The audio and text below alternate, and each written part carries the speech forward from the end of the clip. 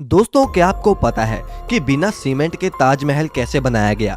जबकि आज तक तो बड़ी बड़ी बिल्डिंग्स और पुल वगैरह सीमेंट से ही बनते हैं और 100 सालों तक खड़े रहते हैं, लेकिन ताजमहल तो बिना सीमेंट के बनाया गया है।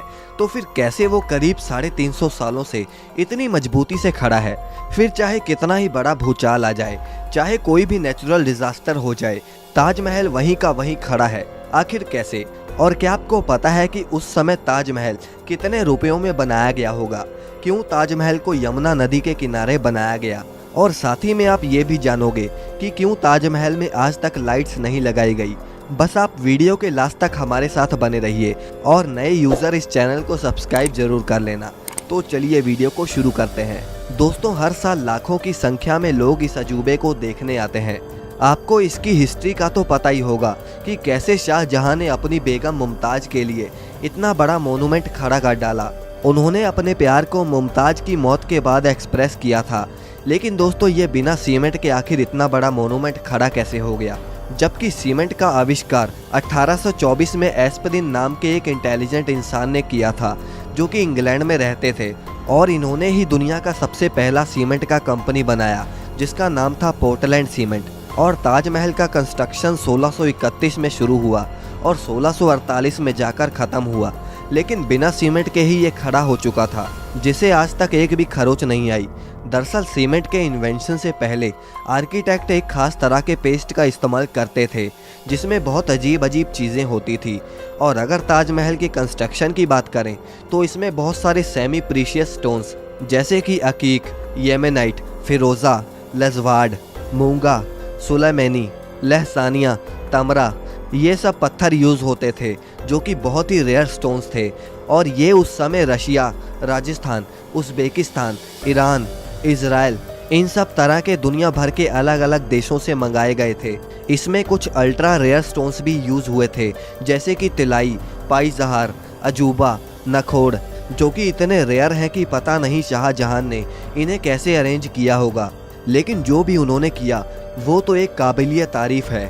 और तो और जो सीक्रेट पेस्ट ताजमहल को बनाने में इस्तेमाल होता था, उसमें गुड़, बतासा, बेलगरी का पानी जैसी और भी बहुत सारी चीज़ों को डालकर पेस्ट बनाया जाता था। और ये पेस्ट सीमेंट जितना ही स्ट्रॉन्ग होता था।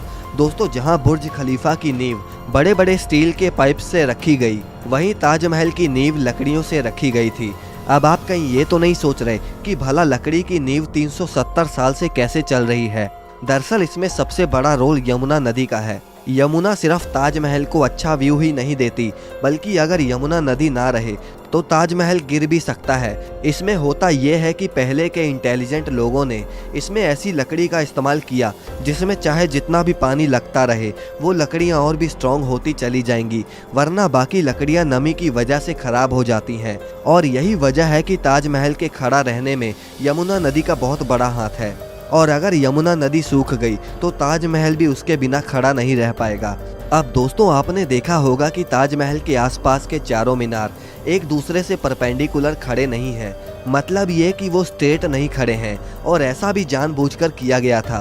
दरअसल ऐसा इसलिए किया गया कि अगर कभी जोर का भूकंप आता भी है तो वो चारों मीनार ताजमहल से दूर गिर जाएं, और इस तरह भूकंप के झटके ताजमहल तक पहुंचने से पहले इन मीनारों में ही ऑब्जर्व हो जाएं, और इस तरह इस पर भूकंप का भी कोई असर नहीं होगा और वो सुरक्षित बच जाएगी।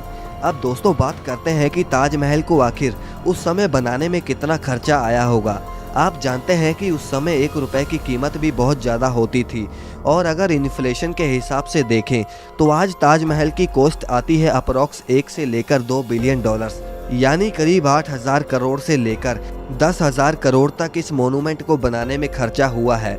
अब दोस्तों, ताजमहल में लाइट क्यों नहीं लगाई गई, क्या आप जानते हैं? दरअसल ताजमहल का सफ़ेद रंग लाइट को सबसे ज़्यादा रिफ्लेक्ट करता है, और इसीलिए अगर रात के समय ताजमहल पर लाइट्स लगा दी गई तो ताजमहल के पत्थर लाइट को रिफ्लेक्ट करेंगे, और साथ ही में ताजमहल भी काफ़ी ज़्यादा चमकेगा, जिससे आसपास के कीड़े मकोड़े उस पर आके चिपकेंगे और ताजमहल के पत्थर को भी नुकसान पहुंचाएंगे।